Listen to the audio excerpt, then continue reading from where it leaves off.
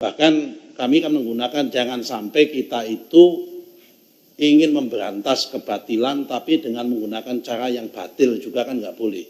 Kita harus dengan memberantas kebatilan tapi dengan cara yang baik dan cara yang benar begitu. Itu karena itu memang dari situlah prosesnya. Saya terima kasih sekali diingatkan sama Saudara Irawan karena memang itulah harusnya proses yang harus dilalui adalah melalui itu. Mengenai masalah tindak lanjut pidana, Bapak-bapak sekalian, saat ini pihak APH sudah masuk. Jadi tanpa kami melakukan proses tindak lanjut ke pidana pun, APH memang sudah melakukan inisiasi di bidang itu. Mulai dari proses pemalsuan dokumen di bawah yang melibatkan Pemda, mulai dari pemalsuan dokumen PBB, dokumen giriknya dan sebagainya, sudah diproses semua oleh APH. Jadi perkara masalah ini, kemudian setelah kami secara administrasi selesai, bola akan lari kepada proses pidananya. Kalau didorong ke sana. Apakah ATR BPN akan mengeluarkan inisiasi itu? Tanpa kita ada inisiasi, sudah ada proses. Kita nanti malah double-double kalau melakukan inisiasi-inisiasi lagi. Jadi kira-kira seperti itu yang bisa kami lakukan untuk menjawab apa yang disampaikan oleh concern daripada Pak Deddy Sitorus. Tapi apa pelajaran yang kita ambil dari kasus ini, kasus Tangerang, kasus Bekasi, kasus Sidoarjo dan sebagainya, ini menjadikan refleks minimal menjadi 3 hal.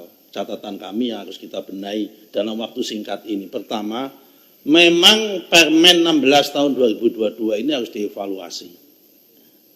Pelimpahan kewenangan pemberian hak maupun konversi hak tentang HGB badan hukum kepada Kantah itu memang terlalu berat.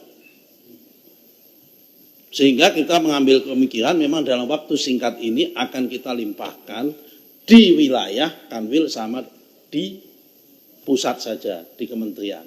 Untuk yang pemberian hak HGB mulai 0 sampai 5% mungkin ada di badan hukum, mungkin ada di provinsi. Yang setelah 5 hektar itu sampai 25 ke atas kita ambil ke kementerian. Karena memang sangat berat sekali. Tekanan politiknya HGB itu sangat berat. Apalagi kalau daerah-daerah di kota-kota besar yang mempunyai tingkat nilai ekonomi tinggi, pemberian HGB jangankan setengah hektar, jangankan 1-2 hektar, setengah hektar saja. Kalau itu di Jakarta, kawasan-kawasan yang tadi disebut oleh Pak Ketua, itu tekanan politiknya tinggi. Karena Pak, nilai ekonominya juga tinggi. Dan kadang-kadang memang ada Kakantah kita yang kuat menghadapi tekanan, ada juga yang tidak kuat menghadapi tekanan. Karena tadi memang kalau kita bicara masalah kasus Tangerang, belajar dari situ, secara prosedur, secara legal, secara yuridisnya lengkap, kap, secara administrasi. Jadi ada juga mereka membayar PBB juga, ada PBB-nya. Saya nggak tahu juga kenapa laut ada PBB-nya. Jadi ini kalau memang ini melibatkan banyak pihak, ya memang betul melibatkan banyak pihak.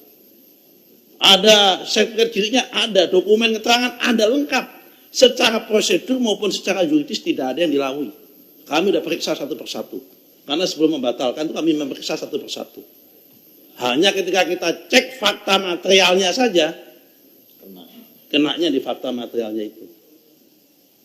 Nah, ngecek fakta material ini kan harus dicocokkan, dipanggil dulu dan sebagainya. Itu pun banyak sekali ketika kami selesai sholat Jumat, ada beberapa SAM yang kami batalkan, saya di demo.